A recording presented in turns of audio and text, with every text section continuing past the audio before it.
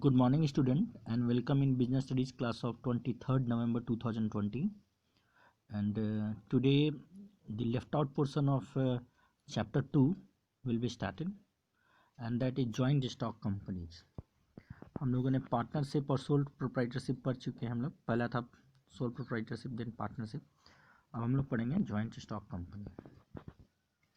तो देखिए, इसके लिए मैंने आप लोगों से एक पीपीटी शेयर किया है, वही पीपीटी को मैं एक्सप्लेन कर रहा हूँ. Joint stock companies are emerged to overcome the difficulties of sole proprietorship and partnership business organisation and to run large scale business enterprises. मतलब ये हुआ कि अगर आपको बहुत बड़े मात्रा में, बहुत बड़े वॉल्यूम में बिजनेस को आपको शुरू करना है, तो सोल प्रोप्राइटरशिप और पार्टनरशिप का जो अनलिमिटेड लायबिलिटी का जो डीमेरिट्स है, उससे सभी लोग उससे जो है डरते हैं और उतनी बड़ी मात्रा में हम लोग बिजनेस रिस्क नहीं लेते हैं. तो उससे बचने के लिए ये जॉइंट स्टॉक कंपनी जो है ये इमर्ज हुआ, यानी कि इसको दूर करने के लिए इसका उदय हुआ है. जॉइंट स्टॉक कंपनी और सोल प्रोप्राइटरशिप में जो अनलिमिटेड लायबिलिटी है, तो अनलिमिटेड लायबिलिटी को इसमें इसका जो फीचर होता है उसमें लिमिटेड लायबिलिटी में चेंज हो जाता है. तो वो उससे बचने के लिए ही जॉइंट स्टॉक कंपनी आपका है. Joint stock company, joint stock companies, तो ये नाम कंपनी से आप लोग भली भांति जानते होंगे, बहुत बार सुने भी होंगे. कंपनी है, कंपनी, छोटी कंपनी, बड़ी कंपनी. ये जॉइंट स्टॉक का मतलब होता है collectively, shares are collectively known as stock. यानी 10 शेयर का एक स्टॉक हो गया, 20 शेयर का एक स्टॉक हो गया, 50 शेयर का एक स्टॉक हो गया. मतलब जब हम लोग एक शेयर नहीं, जब हम एक स्टॉक की बात कहेंगे तो उसमें 50 शेयर हो सकता है, 100 शेयर, 1000 शेयर हो सकता है, 20 हो सकता है, 25 हो सकता है. जैसा कंपनी का मन वैसा बनेगा. ज्वाइंटली, तो ये jointly this is known as joint stock company. ठीक है. तो धीरे धीरे करके हम लोग पढ़ेंगे कि शेयर क्या होता है. इस सारी चीज़ों के बारे में आपको बताया जाएगा. सबसे पहले डेफिनेशन देखते हैं. A company is an voluntary, a company is a voluntary association of persons.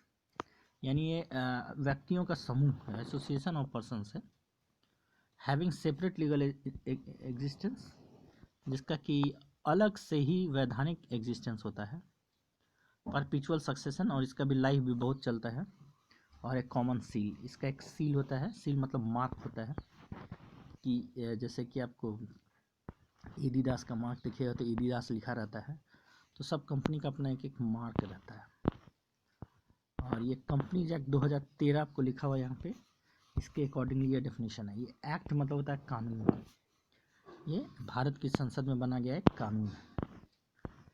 Joint stock companies as per companies act 2013, company means company incorporated under this act और एनी अदर प्रीवियस कंपनी. यानी कि इस company का मतलब कि जो companies act 2013 के अंदर जो है अधीन, 2013 कंपनीज एक्ट के अधीन इनकॉर्पोरेट हुआ है, यानी रजिस्टर्ड हुआ है, और इससे पहले वाला कोई भी कंपनी का जो नियम है उसके अधीनस्थ रजिस्टर हुआ, उसको हम लोग बोलेंगे कंपनीज एक्ट, सॉरी कंपनी बोलेंगे उसको.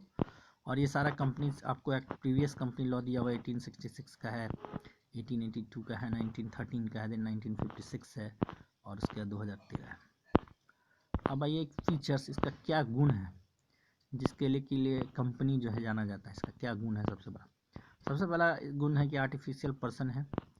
यानी एक आदमी ही की तरह, जैसे एक आदमी हाड़ मांस का शरीर होता है, वो अपना डिसीजन खुद लेता है, खाना पीना खुद ही खाता है, सब कुछ करता है, ठीक उसी प्रकार कंपनी भी एक अलग से ही व्यक्तित्व है, लेकिन वो कानूनी व्यक्तित्व है, जिसमें जीवन तो नहीं है. एक व्यवसाय के रूप में आप समझ सकते हैं उसको. उदाहरण दिया गया है कि व्यवसाय एक अपना है, उसका अलग अस्तित्व है, और सब कुछ उसका अलग है, सेपरेट है, बिल्कुल किसी के साथ जुड़ा हुआ अस्तित्व नहीं है. और उसका जो है ज़िंदगी जो है उसके मेंबर से भी अलग होता है. जो बिजनेस एंटिटी प्रिंसिपल है कि ओनर जो है और मैनेजमेंट है, दोनों के बीच में सेपरेशन होता है. ये अपने नाम पे प्रॉपर्टी खरीद सकता है, उधार ले सकता है, किसी के साथ कॉन्ट्रैक्ट कर सकता है, लेकिन ये नेचुरल पर्सन नहीं होता है। तो यही होता है आर्टिफिशियल पर्सन का मतलब। चलिए अब हम लोग आगे बढ़ते हैं features of joint stock company में। सेकेंड लिखा है सेपरेट लीगल एंटिटी। तो इसका एक अलग से ही कानूनी अस्तित्व है और इस पर कानूनी अस्तित्व है, इस पर केस किया जा सकता है या खुद भी केस कर सकता है। उसके बाद ये फीचर्स ऑफ में फॉर्मेशन थोड़ा मुश्किल है इसका कहने के लिए, बहुत सारे पेपर्स चाहिए। Formation of company is a time consuming and expensive process as it involves the preparation of several documents का मतलब होता है कागज़। And the registration is compulsory, इसका कंपलसरी होना है कंपनी एक्ट 2013 के अंदर या उससे पहले का जो भी कंपनी का नियम है उसके अंदर इसको रजिस्टर होना चाहिए। ये कंपलसरी है, this word is very important, compulsory. परपीचुअल succession मतलब होता है कि ये चलता रहेगा जब तक इसमें कोई फॉर्मेशन का या कैपिटल का या लॉस बहुत ज़्यादा ना हो जाए, तब तक ये चलता रहेगा। Death, insanity, insolvency of its member, यानी कि कोई एक मेंबर की मृत्यु हो जाती है, पागल हो जाता है या इंसॉल्वेंट हो जाता है, तो इसका कंपनी का जीवन पे इसका कोई असर नहीं होता, ये अपना चलते रहता है। बहुत सारी कंपनियां, बहुत पुरानी कंपनियां हैं, पता नहीं उसके मेंबर्स चेंज हो गए, मर गए और उसका बेटा उसके स्थान पे में शेयर्स का ये हो गया, मालिक हो गया, तो कंपनियां चलते रहती हैं। नेक्स्ट आइए कंट्रोल। तो देखिए कितना अच्छा फोटो बनाया हुआ है कि डायरेक्टर का एक बोर्ड होता है और इसमें देखिए आप कुछ आदमी बैठे हुए हैं, इसका एक ग्रुप है और सब मिलकर डिसीजन लेते हैं और कंपनी को चलाते हैं और कोई एक मेंबर नहीं होता। ये जो बोर्ड के मेंबर होते हैं शेयर होल्डर में से ही लोग सेलेक्ट होते हैं, जिसको कि चुनाव की प्रक्रिया द्वारा सेलेक्ट किया जाता है। तो owners of a company are the members और इट्स शेयर होल्डर्स, यानी मेंबर और शेयर होल्डर दोनों एक ही बात है। आप ये मत समझिएगा कि मेंबर अलग होता है और शेयर होल्डर अलग होता है। कंपनी का मेंबर और शेयर होल्डर एक ही है। मैनेजमेंट जो है इसमें से होता है इलेक्टेड बाय द मेंबर्स, कि इसमें से कौन जो इसको चलाएगा उसको हम लोग बोलते हैं बोर्ड ऑफ डायरेक्टर या डायरेक्टर्स। तो डायरेक्टर मतलब एक आदमी और डायरेक्टर्स का मतलब आप देख ही रहे हैं फोटो में ग्रुप है। फिर लायबिलिटी, देखिए इसका सबसे इम्पॉर्टेंट जो है फीचर यही है कि इसका जो मेंबर का लायबिलिटी है वो लिमिटेड है। लिमिटेड लायबिलिटी का मतलब कि मेंबर को जितना पैसा इसको कैपिटल के रूप में देना है, अपना सब्सक्रिप्शन के रूप में देना है, उतना ही तक का उसका दायित्व है, उससे ज़्यादा नहीं। मान लीजिए एक कंपनी है, कंपनी के 1000 मेंबर है और सभी ने 1,00,000 रुपया अपना कैपिटल के रूप में लगाया है, तो आप समझ सकते हैं कि 1000 मेंबर है और गुने 1,00,000 रुपया सबने अगर कैपिटल लगाया है तो कंपनी का कुल पूंजी हो जाएगा, अब कितना हो जाएगा इसमें आप मल्टीप्लाई करके देख लीजिए, आई थिंक 10 करोड़ होगा। तो ये 10 करोड़ रुपए में एक मेंबर का लायबिलिटी 1,00,000 रुपए ही है, बस, उससे ज़्यादा नहीं है। जितना पूंजी लगाया है उतना ही डूब सकता है, उसका पर्सनल प्रॉपर्टी उसके लिए लायबल नहीं है। तो इस तरह से आप कर सकते हैं कि एक मेंबर का जो लायबिलिटी है वो उसके द्वारा दिए गए शेयर तक ही सीमित है। शेयर में जितना पैसा दे दिया, मान लीजिए कि एक मेंबर ने कोई 1,00,000 रुपया देना था, लेकिन अभी उसने 80,000 रुपया ही दिया है, 80,000 रुपया ही दिया है। तो अगर कंपनी डूब रहा हो तो जो उसके मेंबर के तौर पे बोलेगा कि आप 20,000 रुपया और दे दीजिए, तो 20,000 रुपया आप दे दीजिएगा, इससे ज़्यादा आपको नहीं देना पड़ेगा। यानी आप 1,00,000 रुपया तक ही लगाते हैं कंपनी में और 1,00,000 रुपया ही आपका डूबेगा, उससे ज़्यादा नहीं डूबेगा। बाकी सोल प्रोप्राइटरशिप और पार्टनरशिप में क्या होता है कि आपका घर का संपत्ति, आपका ज़मीन, आपका पर्सनल प्रॉपर्टी भी आपको देना पड़ेगा, उसके लिए चुकाना पड़ेगा। तो वही लिखा हुआ है, the members can be asked to contribute to the loss only if unpaid amount of the share. Unpaid amount of the share मतलब जितना उसको देना था उसमें अगर कोई अमाउंट अनपेड है उतना ही उससे मांगा जा सकता है at the time of loss या at the time of winding off. का मतलब होता है बंद, जब कंपनियां होने लगेगी तब, अन्यथा वो पैसा भी नहीं मांगा जाएगा। उसके कॉमन सील, आप देखिए सील के लिए एक बहुत अच्छा फोटो लगाया गया, यहाँ पे एक सील है, इस तरह का एक मार्क होता है और इस मार्क हर पेपर में बना होता है इस तरह का। तो आप देखिए जैसे हम लोग यहाँ पे हैं रांची में, तो यहाँ पे हमारे पापा जी HEC में काम करते थे, तो उसका एक मार्क है HEC ऐसा करके, और उसको अच्छा से लिखा रहता था गोल करके, HEC इसी को गोल कर देता था, तो उसका मार्क है। तो हर एक डॉक्यूमेंट पर उसका एक साइन होता है, तो इसको हम लोग कॉमन सील बोलते हैं। रिस्क बियरिंग आप देखिए, तो रिस्क जो है वो उसका शेयर तक ही सीमित है, बाकी नहीं है। यानी जैसे हमारा देश का जैसे कि सरकार है कि सब लोगों की सरकार है और सब लोगों का उसमें कंट्रीब्यूशन होता है, परंतु वो अपने दायित्व से सब लोग, सबका दायित्व लिमिटेड ही है। तो उसी प्रकार ये भी कंपनी है, बिजनेस के फॉर्म में है। The risk of loss in a company is borne by all the share holders, ये सारे शेयर होल्डर मिलकर उसका लॉस अगर होता है तो उसका लॉस को बांटते हैं सॉरी, या प्रॉफिट को बांटते हैं। और एक आदमी का रिस्क नहीं होता है, जैसे कि आप joint Hindu family business partnership और सोल प्रोप्राइटरशिप में आप देख सकते हैं। मेरिट, अब मेरिट में हम लोग बात करेंगे कि इसका हमको क्या क्या लाभ है या क्या क्या गुण है जिसके वजह से जॉइंट स्टॉक कंपनी में आपके लिए अच्छा है, बिजनेस के लिए सबसे बड़ा चीज़ है। इसका सबसे पहला गुण देखिए दिया लिमिटेड लायबिलिटी, यानी आप देखिए इसमें बहुत अच्छा फोटो दिया है कि इतना का ईंट है, इसमें से आपका लायबिलिटी अगर एक ईंट का है तो आपका कंट्रीब्यूशन मात्र एक ईंट का ही, अगर आपका लॉस होता है एक ईंट का लॉस होगा, बस ज़्यादा नहीं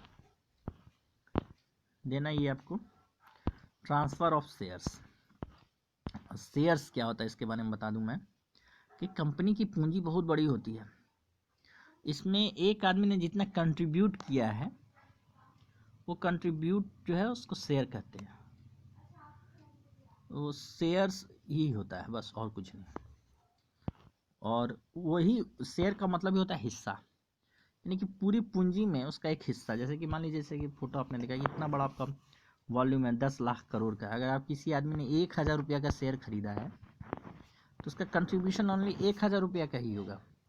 और ये जो पूरा जो कैपिटल होता है उसको हम छोटे छोटे भाग में बांट देते हैं, एक यूनिट में बांट देते हैं, एक इकाई में बांट देते हैं। जैसे कि मान लो कि आपका 50 लाख रुपया का कैपिटल है, 50 लाख रुपया। अब एक शेयर का दाम अगर आप 1 रुपया रखते हैं तो इसको बांटने के लिए आपको इसके 50 लाख शेयर करने पड़ेंगे, क्योंकि तभी हम लोग जो है 50 लाख रुपया को एक एक रुपये में बांट सकते हैं। तो इसके 50 लाख हिस्सा करिएगा, इसका मतलब एक यूनिट यानी एक हिस्से की कीमत 1 रुपये होगी, तो एक रुपया का एक शेयर हो गया। यानी कि अगर कोई 1 लाख रुपया लगाना चाहता है तो उसको 1 लाख शेयर्स खरीदना पड़ेगा।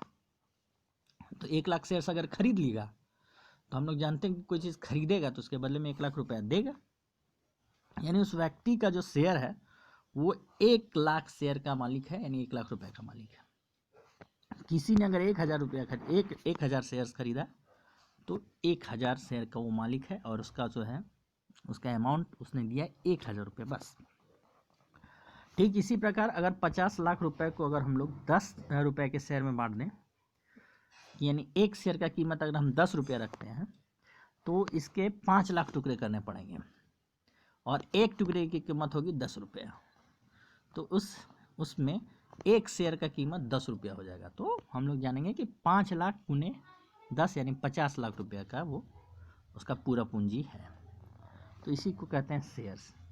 तो शेयर्स जिस प्रकार जैसे जिसने खरीदा है वो उसका ट्रांसफ़र बिल्कुल कर सकता है, अगर पब्लिक कंपनी है तो बहुत आसानी से कर सकता है, प्राइवेट कंपनी है तो इसमें रेस्ट्रिक्शन होता है। प्राइवेट का मतलब ही होता है कि आप अपना हिस्सेदारी किसी को नहीं बेचिएगा, वो आपका ही रहेगा। यही है ट्रांसफ़र ऑफ शेयर्स।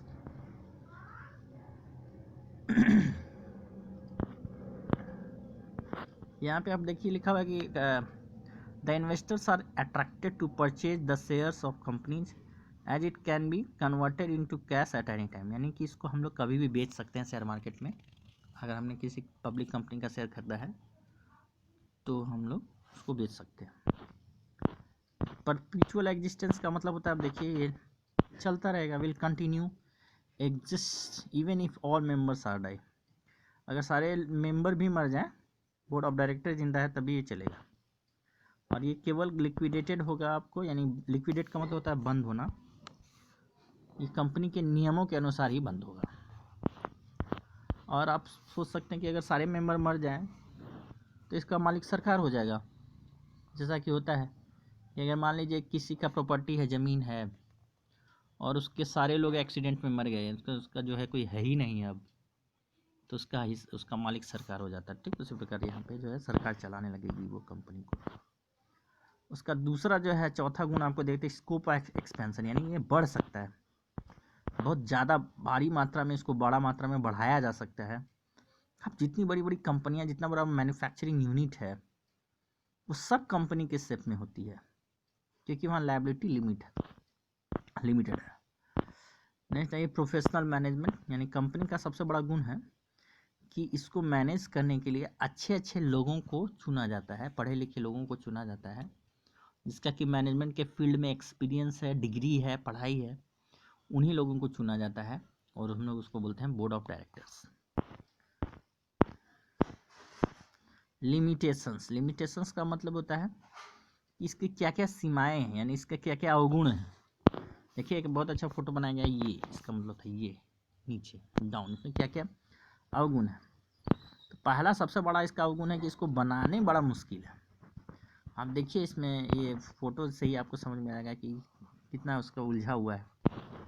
तो इसका जो है ड्यू टू कॉम्प्लेक्स फॉर्मेलिटीज़, यानी कि इसमें बहुत सारा कागज़ को बनाना पड़ता है, जमा करना पड़ता है, क्योंकि इसका इनकॉर्पोरेशन यानी रजिस्ट्रेशन कंपलसरी है।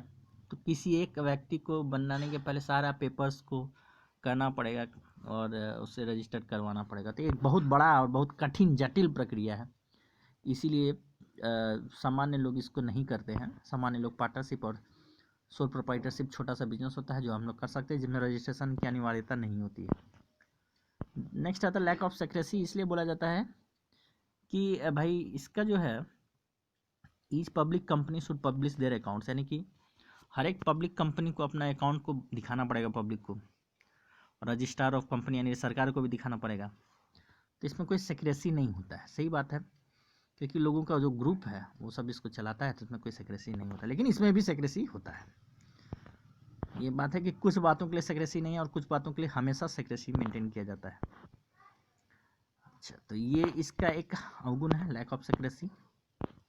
फिर limitations of joint stock company जो है इम्पर्सनल वर्क इन्वायरमेंट, अब यहाँ पे किसी की कोई जिम्मेदारी ही नहीं है, सब अपने अपने से मुक्त है, और जो आपको बोर्ड ऑफ डायरेक्टर है, मैनेजर है, वो लोग अपना चला रहा है। एम्प्लॉय और मेंबर में अलग होता है। एम्प्लॉय मतलब होता है उस कंपनी में काम करने वाला एम्प्लॉय जिसको कि सैलरी दिया जाता है, वो मेंबर नहीं हो सकता, नेसेसरीली मेंबर नहीं हो सकता। अगर कोई मेंबर एम्प्लॉय बन गया तो एज ए एम्प्लॉय उसको सैलरी भी मिलेगा और वो कंपनी का मालिक भी है, दोनों ये है। तो ये है आपका इम्पर्सनल वर्क इन्वायरमेंट का मतलब समझिए। The large size of a company makes it difficult to maintain personal contact with employ, customer and creditor. तो थोड़ा बड़ा साइज होने वजह से पर्सन टू पर्सन कांटेक्ट कम होता है, और उसको पर्सन टू पर्सन लोग नहीं कर पाएंगे क्योंकि बहुत बड़ा है, और कांटेक्ट नहीं कर पाएंगे या रिलेशनशिप मेंटेन नहीं कर पाएंगे। दैट्स व्हाई इसको कहा गया इम्पर्सनल रिलेशनशिप। अब इसमें चौथा गुण में न्यूमरस रेगुलेशंस, यानी बहुत सारा कानून है, कोड ऑफ कंडक्ट है, ऑडिट है, प्रोसीजर है, लॉ है, गाइडलाइन है। तो ये भी एक बहुत बड़ा सेबी का गाइडलाइन है। तो इस तरह का ये जो है इसको करना पड़ता है। उसके बाद पांचवा है डिले इन डिसीजन मेकिंग, इतना बड़ा ऑर्गेनाइजेशन होने की वजह से ही इसका जो है निर्णय लेने की क्षमता विवादित होती है। धीरे धीरे निर्णय लोग लेते हैं, सबका सहमति चाहिए, फिर उसका सबका सिग्नेचर चाहिए, तो इस तरह से डिले हो जाता है। उसके लिखा हुआ है ओलिगार्चिक मैनेजमेंट, इसका मतलब हो गया, ओलिगार्ची का मतलब हो गया रूल बाय फ्यू, यानी कुछ लोग ही डिसीजन लेते हैं, बाकी सब कोई उस डिसीजन को फॉलो करते हैं। तो ये रूल जो है ओलिगार्चिक है। देखिए वास्तव में कहीं भी कोई भी बड़ा ऑर्गेनाइजेशन है उसमें कोई एक हेड तो होता ही है। तो हेड या आपका ये ग्रुप ऑफ पर्सन होते हैं, 4-5 लोग होते हैं, जिसका कि एक जैसा मन है और वो 4-5 का जो ग्रुप होता है वही उसको रन करता है। तो सब जगह ये चीज़ है और ये डीमेरिट है। और इसमें आप देखिए कन्फ्लिक्ट ऑफ इंटरेस्ट तो होगा ही, क्योंकि इतना बड़ा लोगों का अगर एसोसिएशन है तो किसी का इंटरेस्ट एडवर्सली इफेक्ट हो सकता है, किसी का इंटरेस्ट को कोई देखेगा कि अरे इसका तो बात माना जा रहा है, इसका इंटरेस्ट का ध्यान दिया जाता है, मेरे इंटरेस्ट का ध्यान नहीं दिया जाता। इंटरेस्ट मतलब कि उसकी बातों का कह सकते हैं, या उसका डिसीजंस का या कह सकते हैं, या उसका कोई प्रोफेशनल प्रॉफिट हो रहा है तो उसका कह सकते हैं, उसको हम लोग इंटरेस्ट बोलेंगे यहाँ पर। तो इस तरह से ये कंपनी का आप देख सकते हैं कि ये इसका गुण है अवगुण है, ये इसकी परिभाषा है।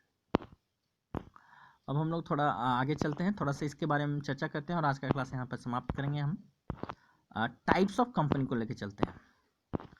तो टाइप्स ऑफ कंपनी में 3 तरह का टाइप्स हमें पढ़ना है on the basis of share.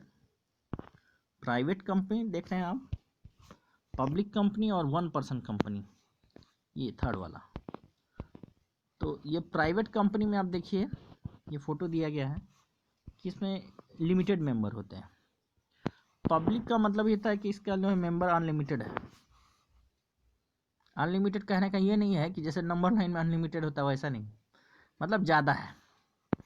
और 1 पर्सन मतलब ही होता है एक आदमी, यानी एक आदमी का कंपनी। तो एक आदमी का कंपनी जो है, आप सोल प्रोप्राइटरशिप को भी समझ लीजिए कि एक ही आदमी लोग चलाता है और एक ही आदमी सारा प्रॉफिट लेता है, एक ही आदमी इसको सारा लॉस भी मिलता है। लेकिन सोल प्रोप्राइटरशिप में अनलिमिटेड लायबिलिटी है, लेकिन ओपीसी में है कि एक आदमी ही उसका मालिक है, लेकिन उसका लायबिलिटी भी लिमिटेड है, तो उसको 1 पर्सन कंपनी बोलेंगे। पहला जो है कंपनी का टाइप दिया गया है उसके बारे में डिस्कस करते हैं, प्राइवेट कंपनी। तो प्राइवेट कंपनी का जो है नियम में देखिए क्या है। A private company is defined as a company by its article of association. का मतलब होता है कि इसका जो है वह ऐसा आर्टिकल ऑफ एसोसिएशन एक ऐसा डॉक्यूमेंट है जिसमें कि सारे गुण, सारा उसमें क्या करेगा नहीं करेगा, कंपनी का सारा चीज़ विधान लिखा हुआ होता है। तो आर्टिकल ऑफ एसोसिएशन है, या उसका मैनेजमेंट कैसे होगा वो लिखा है। इसमें लिखा हुआ restricts the right to transfer the shares, यानी प्राइवेट कंपनी के शेयर को ट्रांसफ़र नहीं किया जा सकता है। रिस्ट्रिक्ट्स यानी रोकता है, यानी ट्रांसफ़र आप शेयर उसका बेच नहीं सकते हैं, किसी को दे नहीं सकते हैं। ट्रांसफ़र यहाँ मतलब हो रहा है कि आप बेच नहीं सकते हैं। और कम से कम 2 मेंबर होना चाहिए और ज़्यादा से ज़्यादा 200 मेंबर होना चाहिए। और इसका जो है एक्सक्लूडिंग है, मेंबर और एम्प्लॉय दोनों में अलग है। एम्प्लॉय 1000 भी हो सकता है, लेकिन मेंबर 200 ही होगा। उसके बाद दूसरा है कि does not invite public to subscribe its securities, यानी कि पब्लिक को, जनरल पब्लिक है वो इसका शेयर नहीं खरीद सकता है, वो इसमें जो है शेयर हिस्सेदारी नहीं खरीद सकता है। और इसमें जो है लास्ट में है प्राइवेट लिमिटेड नाम होना ज़रूरी है। कंपनी का जो नाम होगा उसमें प्राइवेट लिमिटेड लिखना ज़रूरी है। तो इसका आप उदाहरण आप देखिए, है ना, eagle software India private limited, ये इसका मतलब है कि ये प्राइवेट कंपनी है,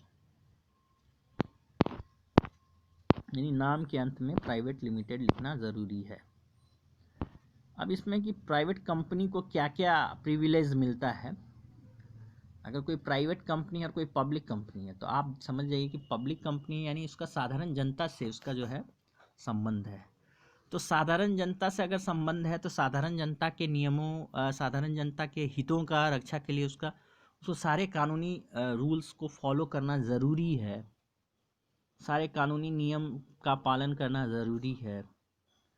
तो उसमें डिसीजन मेकिंग में लेट हो जाता है, कभी कभी इंटरेस्ट यानी कि इंटरेस्ट कन्फ्लिक्ट ऑफ इंटरेस्ट हो जाता है, जिसकी वजह से कॉन्ट्रैक्ट नहीं मिल पाता है। लेकिन प्राइवेट कंपनी में ऐसी बातें नहीं हैं। तो उसको क्या क्या है, तो कुछ ईजी इसका फॉर्मेशन है, यानी कि आराम से हम थोड़ा सा बना सकते हैं। जैसे पब्लिक लिमिटेड का रजिस्ट्रेशन जो पेपर का रिक्वायरमेंट है यहाँ पे कम है, प्राइवेट में कम है। तो इस तरह से आप देख सकते हैं यहाँ पे लिखा हुआ है कि only 2 persons are required to form a private company. 2 आदमी भी अगर हो तो प्राइवेट कंपनी को बनाया जा सकता है केवल 2 आदमी से। ये पहला आपको लाभ है। दूसरा लाभ दिखा रहा है कि इसको प्रोस्पेक्टस, यानी प्रोस्पेक्टस मतलब एडवर्टीजमेंट के लिए जो पेपर तैयार किया जाता है, जिसमें कि कंपनी का गुण अवगुण, क्या करेगा नहीं करेगा, ये सब जो है लिखा हुआ होता है, उसको प्रोस्पेक्टस इशू करने की ज़रूरत नहीं है। पब्लिक इज नॉट, बिकॉज इसमें पब्लिक को हम लोग इन्वाइट ही नहीं कर रहे हैं। दो आदमी मिलके बना रहे हैं, दोनों आदमी को पता है कंपनी का बिजनेस क्या है, क्या कहाँ पे इसका हेड ऑफिस होगा, कहाँ मैन्युफैक्चरिंग यूनिट होगा, कहाँ मार्केटिंग का ये होगा, तो उसको पता है, इसलिए कोई ज़रूरत नहीं है। तो वहाँ पे इसको बताया गया कि इसके प्रॉस्पेक्टस इशू करना कोई ज़रूरी नहीं। नंबर थर्ड है ये allotment of shares. It can allot shares and raise capital privately, no need to issue prospectus and no need to यानी ना मिनिमम सब्सक्रिप्शन की ज़रूरत है, ना आपको प्रॉस्पेक्टस इशू करने की ज़रूरत है। दोनों मिले और अपना क्या पैसा मिलाया और बनाया, पैसा मिलाया तो फॉर्म शेयर के फॉर्म में ही मिलाएगा। जैसा कि मैंने आपको उदाहरण दिया कि सारी पूंजी को हम लोग छोटे छोटे यूनिट में बांट देते हैं और उस यूनिट को ही हम लोग शेयर्स बोलते हैं। उसके बाद है स्टार्टिंग ऑफ बिजनेस, आप तुरंत शुरू कर सकते हैं, जैसे रजिस्टर्ड हुआ आप शुरू कर दिए बिजनेस का। बोर्ड ऑफ डायरेक्टर हम देखिए 2 आदमी का चेहरा लगा दिया है, फोटो लगा दिया, नहीं 2 आदमी भी मिलकर उसको चला सकता है। तो यहाँ लिखा हुआ maximum number of director is 15 in private, यानी अब यहाँ दिया need to have only 2 director minimum, यानी कम से कम 2 डायरेक्टर भी है तो चलेगा। और ज़्यादा से ज़्यादा लिखता हुआ maximum number of directors in is 15 in private, और पब्लिक में भी 15 से ज़्यादा नहीं हो सकता, यानी कि 2 तो कम से कम चाहिए प्राइवेट में, लेकिन पब्लिक में शायद 7 है कम से कम। तो मैनेजमेंट का डिसीजन लेने के लिए बोर्ड ऑफ डायरेक्टर का होना ज़रूरी है, और प्राइवेट लिमिटेड में केवल 2 डायरेक्टर भी हो जाएगा तो काम चलेगा, मिनिमम 2 होना चाहिए। अब इसका इंडेक्स ऑफ मेंबर, यानी इंडेक्स ऑफ मेंबर की एक आदमी है, कब देखिए इसका इंडेक्स रजिस्टर ऑफ इतना सारा मेंबर का नाम क्या है, उसका पता क्या है, इसको इंडेक्स को मेंटेन करना ज़रूरी नहीं, क्योंकि मेंबर आपस में एक दूसरे को जानते हैं, तो इसको कोई ज़रूरत नहीं है इंडेक्स। अब आइए public limited company. Public limited company क्या होता है, तो इसका डेफिनेशन लिखा हुआ है कि as per companies act 2013 a public company is a company which is not a private company, यानी कि जो अगर प्राइवेट कंपनी नहीं है तो पब्लिक बचेगा।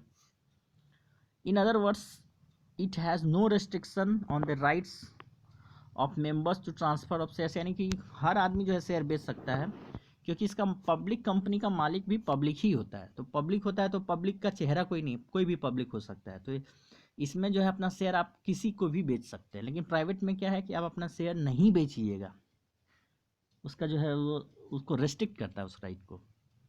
अच्छा, इसमें आप देखिए कि कम से कम जो है 7 मेंबर्स होने चाहिए, और मैक्सिमम चूँकि पब्लिक लिमिटेड कंपनी है तो पब्लिक का ही लिमिट नहीं है, तो इसका लिमिट नहीं है, यानी कोई भी इसका जो है शेयर खरीद सकता है।